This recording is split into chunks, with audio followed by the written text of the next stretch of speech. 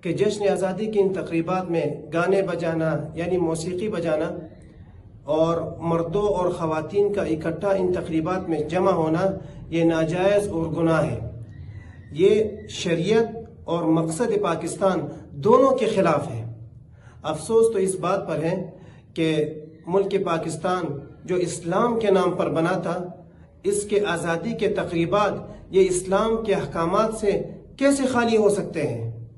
ہونا تو یہ چاہیے کہ جب یہ ملک اسلام کے نام پر بنا ہے تو اس کے آزادی کے تقریبات بھی اسلامی احکامات کے تحت ہونی چاہیے، اور یہی پاکستان کا مقصد ہے۔ لیکن افسوس یہ ہے کہ ہم اس مقصد کو بھلا بیٹھے۔ کیا ہمارا یہ طرز عمل پاکستان کے لیے دی جانے والی لاکھوں قربانیوں کے ساتھ بے وفائی اور ناقدری کے زمرے میں نہیں آتا؟ کیا ہم نعمت پاکستان کی ناشکری نہیں کر رہے؟